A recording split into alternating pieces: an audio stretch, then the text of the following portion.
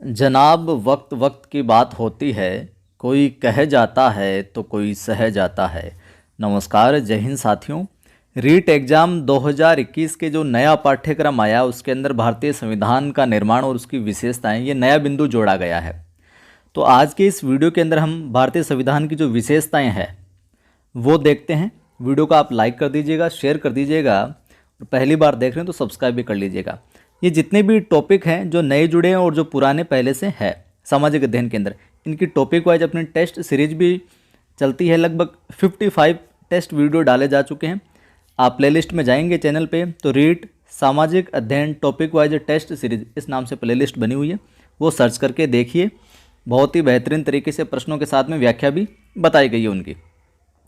और मेरा Telegram channel है कवि आदिगणेश हिंदी, तो कई बार वीडियो का नोटिफिकेशन नहीं जाता है तो इसको आप ज्वाइन कर लीजिएगा। यहाँ पर पीडीएफ भी नए टॉपिक्स की उपलब्ध हो जाती है आपको, और जो वीडियो लिंक नहीं जाता कभी नोटिफिकेशन तो वो लिंक भी यहाँ पर प्रोवाइड करवा दिया जाता है।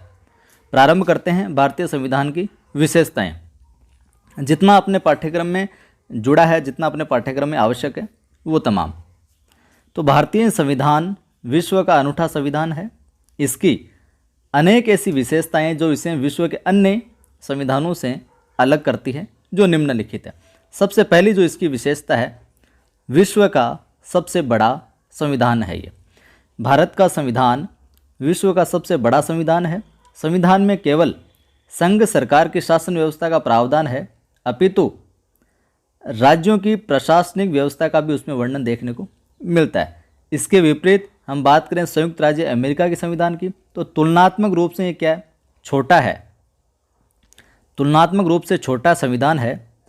इसका कारण ये है कि वहाँ राज्यों के अपने अलग संविधान है, जबकि भारत में राज्यों के अलग संविधान नहीं है, एक ही है।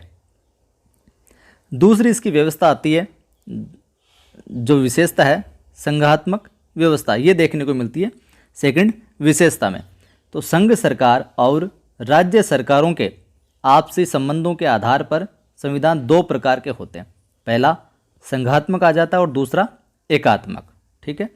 और जिस संविधान के द्वारा संघ सरकार एवं राज्य सरकारों के बीच शक्तियों का बंटवारा हो और इस बंटवारे की स्वतंत्रता के लिए स्वतंत्र न्यायपालिका हो, उसे संघात्मक व्यवस्था कहते हैं। इस चीज़ को आप नोट कर लीजिएगा अच्छे से कि जिस संविधान के द्वारा संघ सरकार एवं राज्य सरकारों के बीच क्या हो, शक्तियों का, पावर का बंटवारा हो, और इस बंटवारे की जो स्वतंत्रता के लिए, इसकी आज़ादी के लिए स्वतंत्र एक न्यायपालिका हो, वहाँ वो क्या व्यवस्था क्या कहलाती है, संघात्मक व्यवस्था। आगे देखिए, भारतीय संविधान द्वारा संघ सरकार और राज्य सरकारों के बीच तीनों सूचियों यानी कि संघ सूची, राज्य सूची और समवर्ती सूची द्वारा शक्तियों का क्या किया गया है, बंटवारा किया गया है। और भारत के विशाल आकार, विविधता, बड़ी जनसंख्या आदि के कारण संघात्मक व्यवस्था अपनाना स्वाभाविक ही यहाँ पर था। तीसरी जो विशेषता है अपने संविधान की वो है एकल नागरिकता। यह भारतीय संविधान की एक अनुपम विशेषता है। सामान्यतः संघीय व्यवस्था में दोहरी नागरिकता होती है।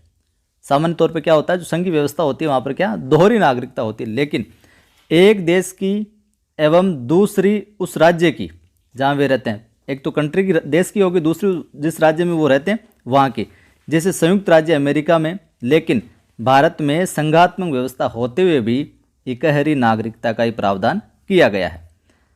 हम सब भारतीय नागरिक हैं। राज्य में निवास करने का अर्थ राज्य की अलग नागरिकता का नहीं है। यह भारत राष्ट्र की एकता और राष्ट्रीय एकीकरण में सहायक है, एकल नागरिकता। 4 नंबर की हम विशेषता देखें संविधान की, तो वो है संसदात्मक व्यवस्था। सरकार के 3 अंग होते हैं।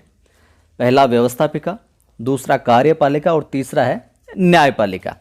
तो व्यवस्थापिका व कार्यपालिका के आपसी संबंधों के आधार पर संविधान जो है संसदात्मक या अध्यक्षात्मक हो सकता है।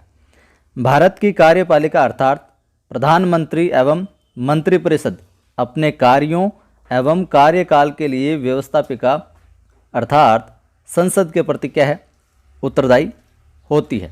और ऐसी व्यवस्था को संसदात्मक व्यवस्था है जो कहा जाता है। पांचवी विशेषता देखिए अपने संविधान की, न्यायपालिका की स्वतंत्रता। न्यायपालिका सरकार की अन्य दो अंगों से स्वतंत्र है। कौन कौन से? ये संविधान की उल्लेखनीय विशेषता है। न्यायपालिका अर्थात सर्वोच्च न्यायालय को संविधान की व्याख्या करने एवं संविधान की सुरक्षा करने का अधिकार है जो इसको प्राप्त है। अगली जो विशेषता है अपने भारतीय संविधान की वो है वयस्क मताधिकार। कौन सी? वयस्क मताधिकार। तो भारतीय संविधान की यह एक विशिष्ट विशेषता है कि इसने भारत में बिना किसी भेदभाव के सभी सार्वभौमिक वयस्क मताधिकार प्रदान किया गया, बिना किसी भेदभाव के।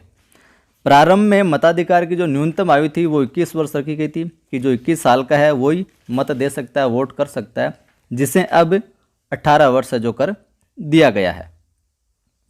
दुनिया के अनेक देशों में वयस्क मताधिकार के लिए लंबा संघर्ष करना पड़ा है वोटिंग के लिए, लेकिन व्यापक निरक्षरता एवं अल्प राजनीतिक अनुभव के बावजूद सभी भारतीयों को ये बिना किसी भेदभाव के प्राप्त है जो हो गया है वोटिंग करने का अधिकार। आगे बात आती है संविधान की विशेषताओं में। सातवीं विशेषता और प्रमुख विशेषता मौलिक अधिकार वाली। तो बिना अधिकारों के नागरिकों का सर्वांगीण विकास है जो संभव नहीं है। संविधान निर्माता इस बात से अवगत थे कि संविधान के भाग 3 में कुल 6 मौलिक अधिकार है जो प्रदान किए गए। भाग 3 में कुल 6 मौलिक अधिकार, और इन अधिकारों का दुरुपयोग नहीं हो इसलिए इन सब के ऊपर युक्तियुक्त प्रतिबंध की व्यवस्था की गई है। यथोचित प्रतिबंध की भी व्यवस्था की गई है। अगली विशेषता आती है नीति निर्देशक तत्व। जो अधिकार व्यक्ति के विकास के लिए जरूरी है, आवश्यक है, और जिन्हें संविधान निर्माता अधिकार बनाना चाहते थे लेकिन संसाधनों की कमी के कारण उन्हें मूल अधिकार नहीं बनाया जा सकता था, उन्हें नीति निर्देशक तत्वों में शामिल कर लिया। राज्य के लिए इन तत्वों को लागू करना अनिवार्य नहीं है, लेकिन ये राज्य के समक्ष आदर्श के रूप में रहेंगे और राज्य नीति निर्माण के समय इन तत्वों से निर्देशित होगा।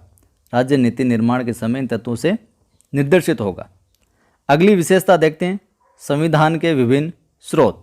9वीं और आखिरी, वर्तमान में कोई भी संविधान मौलिक होने का दावा है जो नहीं कर सकता कि सब सारा कुछ अपना ये हम ही ने क्रिएट किया, हम ही ने सृजन किया है।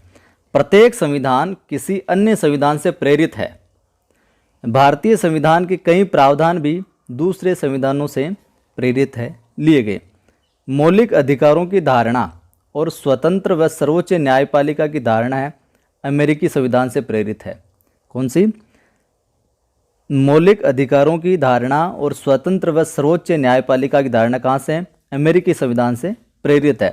तो वहीं हम बात करें संसदात्मक व्यवस्था जो है ब्रिटिश संविधान से ली गई है और गणतंत्र फ्रांसीसी संविधान से लिया गया, जबकि नीति निर्देशक तत्व है आयरलैंड से प्रेरित है, आयरलैंड से लिए गए हैं। तो साथियों, ये कक्षा 9 की पुस्तक में भारतीय संविधान की विशेषताएं दी हुई है, तो वहाँ से जो प्रमुख विशेषताएं उनका संकलन किया है। वीडियो को लाइक नहीं किया तो लाइक कर दें, शेयर कर दें। पहली बार देख रहे हैं तो चैनल को सब्सक्राइब करके बेल आइकन को क्लिक कर लेना। और इसके बाद में हम देखेंगे संविधान का जो निर्माण है उसका वीडियो भी जल्द बनाएंगे इन पुस्तकों के आधार पर ही। जय हिंद, फिर मिलते हैं।